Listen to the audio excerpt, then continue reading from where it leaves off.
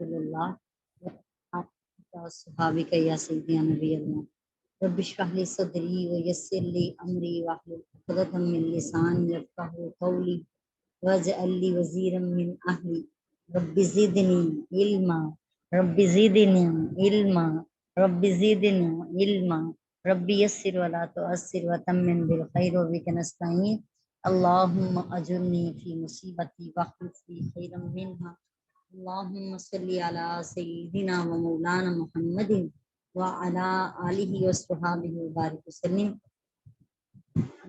अल्लाह ताला का करोड़ रुपए शुक्र और एहसान है जिसने हमें कलाम अजीम पढ़ने की, पढ़ाने की, सुनने की, सुनाने की तौफीक अता फरमा दी। अल्लाह ताला हमें इस कलाम अजीम की सही समझ बूझ अता फरमाई। इस कलाम अजीम के नूरी आयात और नूर आयात को हम हमारे सीनों में इसके अहकामात को दाखिल फरमा दे, इसके नूर से हमारे क़ुलूब को मुनव्वर फरमा दे, वैसे हमारे लिए शिफा का बाइस कर दे, दुनिया और आखिरत में निजात का बाइस कर दे। आऊज़ु बिल्लाहि मिनश शैतानिर रजीम बिस्मिल्लाहिर रहमानिर रहीम सूरह अल-माइदा आयत नंबर 41 आज हमने स्टार्ट करनी है। बिस्मिल्लाहिर रहमानिर रहीम या अय्युहर रसूलु ला यहज़ुनकल्लज़ीना युसारिऊना फिल कुफ्रि मिनल्लज़ीना क़ालू आमन्ना बिअफ़वाहिहिम वलम तु'मिन क़ुलूबुहुम व मिनल्लज़ीना हादू सम्माऊना लिल-कज़िबि सम्माऊना लिक़ौमिन आख़रीन लम यअतू युहर्रिफ़ूनल कलिमा मिन बअदि मवादिही यक़ूलूना इन ऊतीतुम हाज़ा फ़ख़ुज़ूहु व इल्लम तु'तौहु फ़हज़रूहु व मन युरिदिल्लाहु फ़ितनतहु फ़लन तमलिका लहु मिनल्लाहि शैय्अन उलाइकल्लज़ीना लम युरिदिल्लाहु अन युतहिरा क़ुलूबहुम लहुम फ़िद्दुन्या ख़िज़्युन व लहुम फ़िल आख़िरति अज़ाबुन अज़ीम। आऊज़ु बिल्लाहि मिनश शैतानिर रजीम बिस्मिल्लाहिर रहमानिर रहीम या अय्युहर रसूलु ए रसूल करीम सल्लल्लाहु अलैहि वसल्लम ला यहज़ुनका ना गमगीन करें आपको अल्लज़ीना वो लोग युसारिऊना फिल कुफ्रि जो कुफ्र में जल्दी करते हैं मिनल्लज़ीना क़ालू आमन्ना उनमें से बाज वो हैं जो कहते हैं हम ईमान लाए बिअफ़वाहिहिम अपने मुंहों से कहते हैं वलम तु'मिन क़ुलूबुहुम लेकिन वो अपने दिल से मोमिन नहीं है।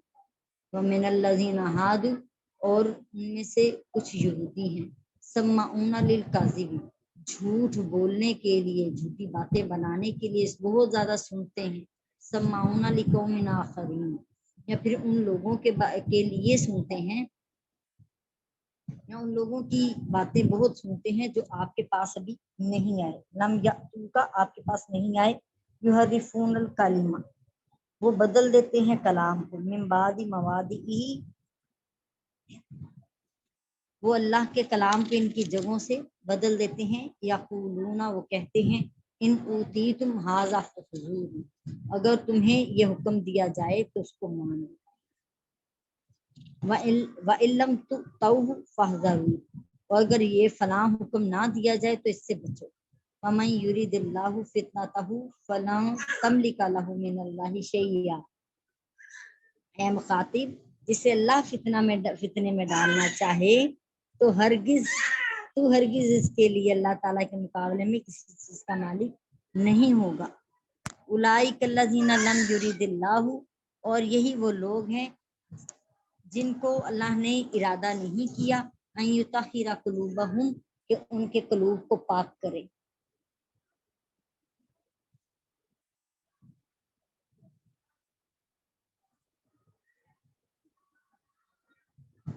लहुम फिद दुनिया खिज़्युन उनके लिए दुनिया में भी रुसवाई है व लहुम फिल आखिरति अज़ाबुन अज़ीम और उनके लिए आखिरत में भी बहुत बड़ा अजाब है।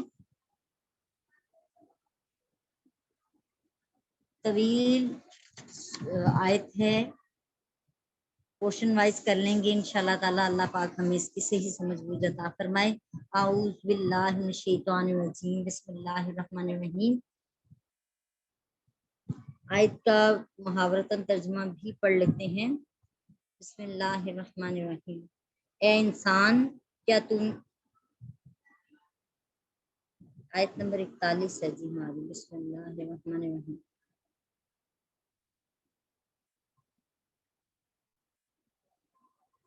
اے رسول کریم صلی اللہ علیہ وآلہ وسلم، وہ لوگ آپ کو رنجیدہ خاطر نہ کریں، یعنی غمگین نہ کریں، جو کفر میں تیزی سے پیش قدمی کرتے ہیں۔ ان میں ایک وہ منافق ہیں جو اپنے منہ سے کہتے ہیں کہ ہم ایمان لائے، حالانکہ ان کے دل ایمان نہیں لے کر آئے۔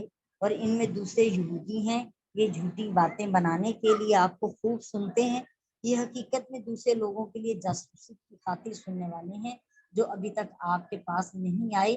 یہ وہ لوگ ہیں جو اللہ کے کلمات کو ان کے مواقع یعنی مقرر ہونے کے بعد بھی بدل دیتے ہیں اور کہتے ہیں اگر تمہیں یہ حکم جو ان کی پسند کا ہو دیا جائے تو اسے اختیار کر لو، اور اگر تمہیں یہ حکم نہ دیا جائے یعنی جو ان کی پسند کا نہ ہو، ان کے نفس کے لیے بھاری ہو، تو کہتے ہیں اس سے بچو۔ اور اللہ جس شخص کی گمراہی کا ارادہ کر لے تو تم اس کے لیے اللہ کے حکم کو روکنے کا کو ہرگز کوئی اختیار نہیں رکھتے۔ یہی وہ لوگ ہیں جن کے دلوں کو اللہ تعالیٰ پاک کرنے کا ارادہ ہی نہیں فرماتا۔ ان کے لیے دنیا میں کفر کی ذلت ہے اور ان کے لیے آخرت میں بہت بڑا عذاب ہے۔ جی اللہ تعالیٰ ارشاد فرما رہے ہیں رسول کریم صلی اللہ علیہ وآلہ وسلم، آپ کو وہ لوگ غمگین نہ کریں جو کفر میں تیزی کے ساتھ سرگرم ہیں۔ اس سے پہلی آیتوں میں اللہ تعالیٰ نے ڈاکہ چوری سے متعلقہ احکام شریعہ ارشاد فرمائے۔ اللہ تعالیٰ کو علم تھا کہ مخالفین بہت گرم جوشی کے ساتھ کفر کا اظہار کریں گے، تو اللہ تعالیٰ نے آپ سرکار دو عالم علیہ السلام کو صبر کی تلقین کی ہے۔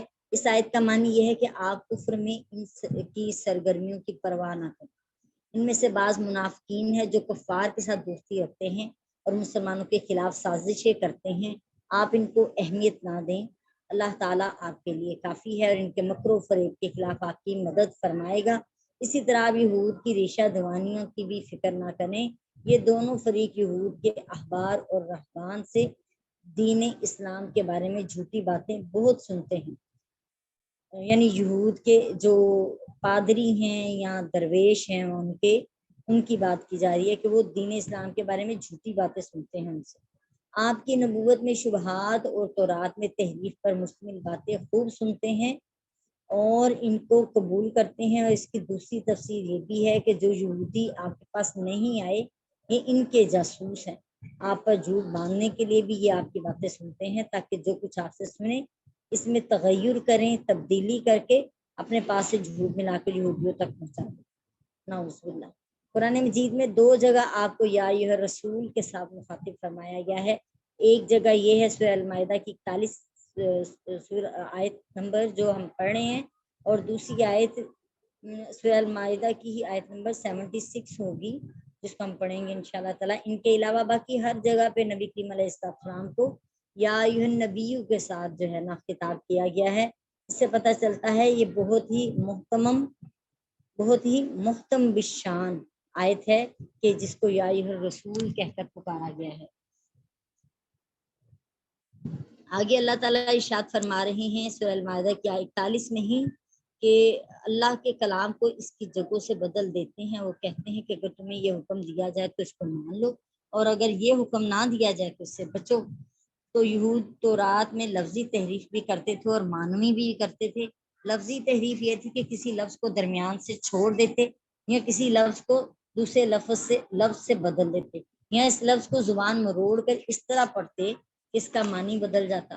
اور معنوی تحریف یہ تھی کہ کسی آیت کی الٹ تفسیر بیان کرتے یا باطل تعویل اور حقیقت بیان کرتے۔ اگر ان سے آخری نبی کی صفات پوچھی جاتی تو وہ دجال کی صفات پڑھ کے سنانے شروع کر دیتے، نعوذ باللہ۔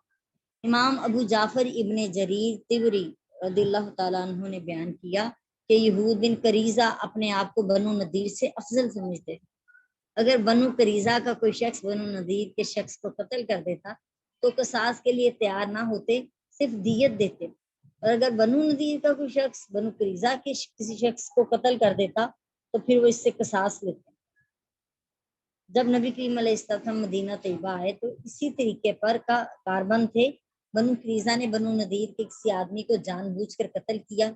اس وقت منافقوں نے کہا کہ اگر یہ نبی دیت ادا کرنے کا حکم دیں تو مان لینا، ورنہ ان کے حکم سے بچنا۔ اس موقع پر بھی یہ آیت کریمہ نازل ہوئی کہ یہ اپنی مرضی کے مطابق چلنا چاہتے ہیں، کہتے ہیں اگر واقعی تمہاری نفس کے مطابق، تمہاری مرضی کے مطابق حکم دیا جائے تو مان لو، اور اگر نہ دیا جائے تو پھر بچو اس سے۔ امام ابن جریر نے یہود کی تحریف کی یہ مثال دی ہے کہ تورات میں یہ حکم تھا کہ اگر شادی شدہ مرد یا عورت زنا کریں تو ان کو رجم کیا جائے۔ انہوں نے اس حکم کو بدل دیا کہ ان کو کوڑے لگائے جائیں، ان کا منہ کالا کیا جائے، جو اصل حکم تھا رجم کا اس کو ختم کر دیا۔ نبی کریم علیہ السلام کی حدیث پاک بیان کرتی ہوں، امام مسلم بن حجاج بیان کر رہے ہیں، روایت کر رہے ہیں اس کو حضرت عبداللہ بن عمر رضی اللہ تعالیٰ عنہما سے کہ رسول اللہ صلی اللہ علیہ وسلم کے پاس ایک یہودی مرد اور عورت کو لایا گیا جنہوں نے زنا کیا۔ رسول اللہ صلی اللہ علیہ وسلم یہود کے پاس تشریف لے گئے۔ آپ نے فرمایا جو شخص زنا کرے اس کے بارے میں تمہارے نزدیک تورات میں کیا حکم ہے؟ انہوں نے کہا کہ ہم اس کا منہ کالا کر کے ان کو سواری پہ بٹھاتے ہیں اور دونوں کے چہرے مخالف جانب میں کرتے ہیں، پھر ان کا چکر لگایا جاتا ہے۔ آپ نے فرمایا اگر تم سچے ہو تو تورات لاؤ۔ وہ تورات لے کر آئے اور اس کو پڑھا، اور جب رجم کی آیت سے گزرے تو پڑھنے والے نے اس پر اپنا ہاتھ رکھ دیا اور اس کے آگے اور پیچھے سے پڑھ لیا۔ حضرت عبداللہ بن سلام رضی اللہ تعالیٰ عنہ آپ کے پاس بیٹھے تھے، انہوں نے کہا آپ اس سے فرمائے کہ اپنا ہاتھ اٹھائے۔ جب اس نے ہاتھ اٹھائے تو اس کے نیچے رجم کی آیت تھی، پھر رسول اللہ صلی اللہ علیہ وسلم کے حکم سے ان کو رجم کیا گیا۔ امام حضرت مسلم بن حجاج روایت کر رہے ہیں جی ایک اور حدیث پاک، حضرت برا بن عازب رضی اللہ تعالیٰ عنہ اس حدیث کو بیان کر رہے ہیں کہ نبی کریم علیہ السلام کے پاس سے ایک یہودی گزرا جس کا منہ کالا تھا اور اس کو کوڑے لگائے گئے تھے۔ نبی کریم علیہ السلام نے ان کو بلایا اور فرمایا تم اپنی کتاب میں زانی کی حد اسی طرح پاتے ہو؟ انہوں نے کہا ہاں۔ پھر آپ نے ان کے علماء میں سے ایک شخص کو بلایا، فرمایا میں تم کو اس ذات کی قسم دیتا ہوں جس نے حضرت موسیٰ علیہ السلام پر تورات کو نازل کیا، کیا تم اپنی کتاب میں زانی کی حد اس طرح پاتے ہو کہ صرف منہ کالا کرنا ہے اور کوڑے لگانے ہیں اس کو؟ اس نے کہا نہیں، اگر آپ مجھے یہ قسم نہ دیتے تو میں آپ کو اس کی صحیح خبر نہ دیتا۔ ہم اس حد کو رجم پاتے ہیں، لیکن ہمارے معزز لوگوں میں زنا بکثرت ہونے لگا ہے، تو جب ہم کسی معزز آدمی کو پکڑتے ہیں تو اس کو چھوڑ دیتے ہیں، جب ہم کسی معمولی آدمی کو پکڑتے ہیں تو اس پر حد قائم کرتے ہیں۔ ہم نے سوچا کہ چلو ہم ایسی سزا پر اتفاق کر لیں جس کو ہم معزز اور غیر معزز دونوں پر لاگو کر سکیں، تو پھر ہم نے رجم کی جگہ منہ کالا کرنا اور کوڑے لگانے کی جگہ مقرر کر دیا، یعنی رجم کی جگہ کوڑے لگانا اور منہ کالا کرنا جو ہے نا اس کی جگہ پہ ہم نے مقرر کیا۔ سو رسول اللہ صلی اللہ علیہ وسلم نے فرمایا اے اللہ، میں پہلا وہ شخص ہوں جس نے تیرے اس حکم کو زندہ کیا جس کو لوگوں نے مٹا دیا تھا، پھر آپ کے حکم سے اس کو رجم کیا گیا، یعنی ان یہودیوں کو، یہودی مرد اور عورت کو۔ تب اللہ تعالیٰ نے یہ آیت کریمہ نازل کی۔ اللہ تعالیٰ کے کلام کو اس کی جگہوں سے بدل دیتے ہیں۔ وہ کہتے ہیں کہ اگر تمہیں یہ حکم دیا جائے تو مان لو اور یہ دیا جائے حکم تو نہ مانو، اس سے بچو۔ یعنی وہ کہتے ہیں کہ نبی کریم علیہ السلام کے پاس جاؤ، اگر وہ تم کو منہ کالا کرنے اور کوڑے لگانے کا حکم دیں تو پھر قبول کر لیں، لیکن اگر وہ تمہیں رجم کرنے کا حکم دیں تو پھر اس سے بچنا۔ سو اللہ تعالیٰ نے یہ آیت نازل کی سورہ المائدہ کی آیت نمبر 44 میں، جو اللہ تعالیٰ کے نازل کیے ہوئے کے مطابق حکم نہ دیں سو وہی کافر ہیں۔ سورہ المائدہ کی آیت نمبر 45 میں کہا جو اللہ تعالیٰ کے نازل کیے ہوئے کے مطابق حکم نہ دیں وہی ظالم ہیں۔ اور سورہ المائدہ کی آیت نمبر 47 میں اللہ پاک نے کہا جو اللہ تعالیٰ کے نازل کردہ حکم کے مطابق نہ چلیں، ان کے موافق ان کے مطابق حکم نہ دیں سو وہی لوگ فاسق ہیں۔ یعنی ایسے لوگ جو اللہ کے نازل کردہ کلام عظیم قرآن مجید یا تورات جو بھی پہلی کتابیں اتری ان کے لیے بھی ہیں، اور یہ کلام عظیم کے بارے میں بھی ہے، کہ اگر اس کے مطابق حکم پر نہیں چلیں گے تو پھر ایسے لوگ کافر ہیں، ظالم ہیں اور فاسق ہیں۔ یہ 3 خصوصیات ان کے بیان کی گئی ہیں جو احکامات پر نہیں چلتے۔ اللہ تعالیٰ کا ارشاد ہے مخاطب اے سننے والے، جس سے اللہ فتنے میں ڈالنا چاہے تو ہرگز اس کے لیے اللہ کے مقابلے میں کسی چیز کا مالک نہیں ہے۔ جس کو اللہ فتنہ میں ڈالنا چاہے، اس کا معنی ہے کہ جس کو اللہ دنیا میں گمراہ اور رسوا کرنا چاہے اور آخرت میں عذاب دینا چاہے۔ تو اے سننے والے، اے مخاطب، تو اللہ تعالیٰ کے گمراہ کرنے اور اس کے عذاب کو اس شخص سے دور کرنے کی طاقت نہیں رکھتا۔ یہاں پر یہ اعتراض نہ کیا جائے کہ جب اللہ نے بندے کو گمراہ کر دیا تو پھر اس کی دنیا میں ملامت کیوں کی جاتی ہے اور آخرت میں اس کو عذاب کیوں دیا جاتا ہے۔ اس کا جواب یہ ہے کہ بندہ جب کوئی بڑا جرم کر لیتا ہے جس کی اللہ کے نزدیک معافی نہیں ہے تو وہ اس کے دل پر گمراہی کی مہر لگا دیتا ہے۔ اب خواہ کتنی کوشش کیوں نہ کر لے، اس کو راہ راست پر نہیں لا سکتا۔ مثلا اللہ تعالیٰ سے کسی معجزے کو طلب کرے اور معجزہ دیکھ لینے کے بعد بھی ایمان نہ لے کر آئے تو اللہ تعالیٰ ایسی مہر لگا دیتے ہیں اس کے طلب پہ کہ وہ کبھی بھی ایمان لے کے آنے والا نہیں ہے۔ یا نبی صلی اللہ علیہ وآلہ وسلم کی اہانت اور گستاخی کرے تو پھر دنیا میں گمراہی اور رسوائی اور آخرت کا عذاب اس کا مقدر ہو جاتا ہے۔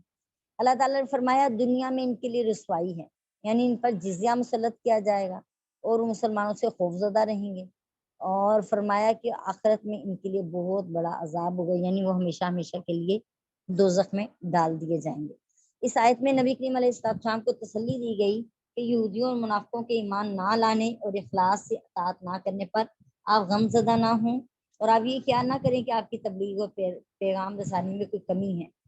جو یہ ایمان نہیں لا رہے اور یہ اخلاص سے اطاعت نہیں کر رہے، آپ کی تبلیغ کامل ہے اور آپ کی پیغام رسانی مکمل ہے۔ دراصل ان کی پیہم اہانتوں اور ہٹ دھرمیوں کی وجہ سے اللہ تعالیٰ نے ان کے دلوں پر مہر لگا دی ہے اور اللہ نے ان کو اس قابل نہیں جانا کہ ان کو آپ کی مخلصین اور اطاعت گزاروں میں شامل کرتے۔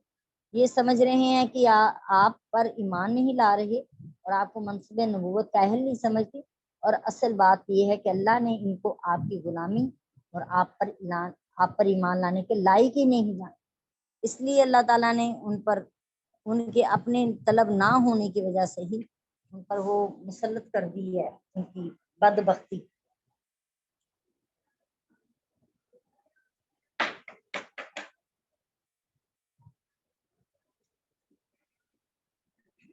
اللہ تعالیٰ ارشاد فرماتے ہیں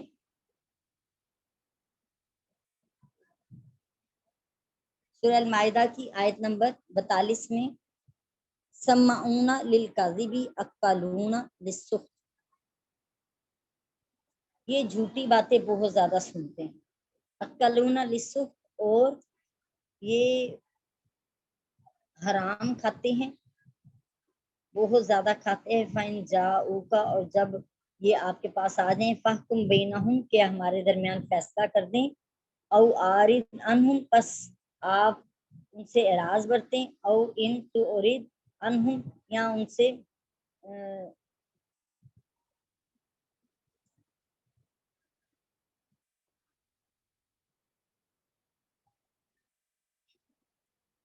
فَاحْكُم، بس آپ فیصلہ کر دیں، بینہم، ان کے درمیان، او عارض، یا پھر ان سے منہ پھیر لیں، عنہم، ان سے، وَإِن تُعْرِضْ، اور اگر آپ ان سے منہ پھیریں گے، عنہم، ان سے، فَلَن يَضُرُّوكَ، تو وہ ہرگز آپ کا کچھ نقصان نہیں کر سکیں گے، شیئن، کچھ بھی، وَإِن حَكَمْتَ، اور اگر آپ فیصلہ کریں، فَاحْكُم بَيْنَهُم بِالْقِسْطِ، تو عدل کے ساتھ ان کے درمیان، انصاف کے ساتھ ان کے درمیان فیصلہ فرما دیجئے، ان اللہ یحب المقسطین، بے شک اللہ تعالیٰ انصاف کرنے والوں کو دوست رکھتا ہے۔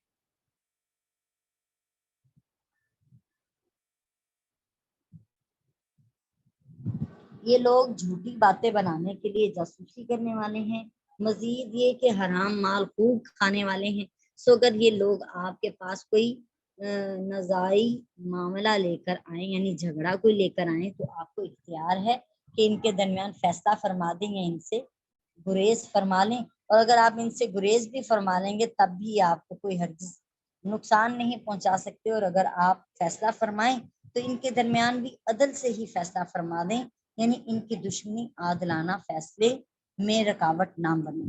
بے شک اللہ تعالیٰ عدل کرنے والوں کو پسند فرماتا ہے۔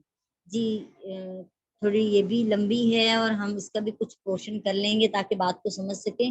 اللہ تعالیٰ ارشاد فرما رہے ہیں یہ جھوٹی باتیں بہت سنتے ہیں اور حرام بہت زیادہ کھاتے ہیں، اللہ معاف فرمائے۔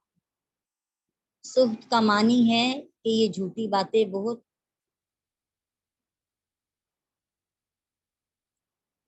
سخت کا معنی ہے جی لغت میں ہلاک کرنا۔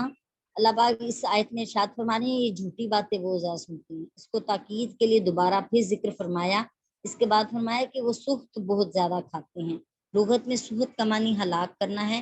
قرآن مجید میں آیا سورہ طٰہٰ کی آیت نمبر 61 میں کہ موسیٰ نے ان سے کہا تم پر افسوس ہے، جھوٹ بول کر اللہ پر بہتان نہ باندھو کہ وہ تمہیں عذاب سے ہلاک کر دے گا۔ اور سخت کا معنی کسی چیز کو جڑ سے اکھاڑنا بھی ہوتا ہے۔ عرب سر مونڈنے والے کے بارے میں کہتے ہیں کہ السخت، اس نے بال جڑ سے اکھیڑ دیے۔ مال حرام کو بھی سخت کہتے ہیں کیونکہ وہ عبادت کو جڑ سے اکھاڑ دیتا ہے اور ملیاں میٹ کر دیتا ہے۔ جیسے کہ نبی کریم علیہ السلام نے فرمایا کہ ایک حرام لقمہ 40 عبادت کو ضائع کر دیتا ہے۔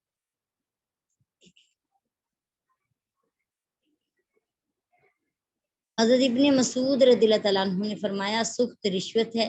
حضرت عمر بن خطاب رضی اللہ تعالیٰ عنہ فرماتے ہیں کہ حاکم کو رشوت دینا سخت ہے۔ امام احمد بن علی بن مسنی تمیمی رضی اللہ تعالیٰ عنہ فرماتے ہیں کہ میں حضرت ابن مسعود رضی اللہ تعالیٰ عنہ کے پاس بیٹھا تھا کہ ایک شخص نے ان سے پوچھا سخت کسے کہتے ہیں؟ انہوں نے کہا فیصلہ کرنے میں رشوت لینا۔ فرمایا یہ کفر ہے۔ پھر یہ آیت پڑھی اور جو اللہ کے نازل کیے ہوئے کے مطابق حکم نہ کریں وہ کافر ہیں۔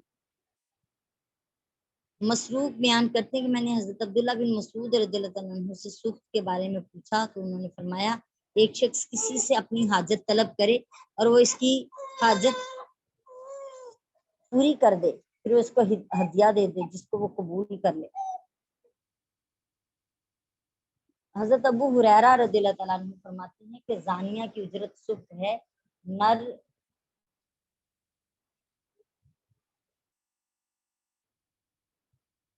فسد لگوانے یعنی رگ کاٹنے والے کی اجرت بھی سخت ہے اور کتے کی قیمت بھی سخت ہے اور زانیہ کی اجرت بھی سخت ہے۔ یعنی یہ سب حرام کے کام ہیں جو بتائے جا رہے ہیں۔ فسد لگوانے سے مراد رگ کاٹنا۔ رگ کاٹنے کی اجرت جائز ہے کیونکہ نبی کریم علیہ السلام نے فسد لگوا کر اجرت دی ہے، اس لیے حدیث کا یہ جز منسوخ ہے۔ امام مسلم حضرت ابن عباس رضی اللہ تعالیٰ عنہما روایت کرتے ہیں کہ بنو بیازا کے ایک غلام نے نبی کریم علیہ السلام کو فسد لگائی اور نبی کریم علیہ السلام نے اس غلام کو اجرت دی اور اس کے مالک سے اس کے خراج میں کمی کرنے کی سفارش کی۔ اگر یہ اجرت حرام ہوتی تو آپ اس عطا نہ کرتے۔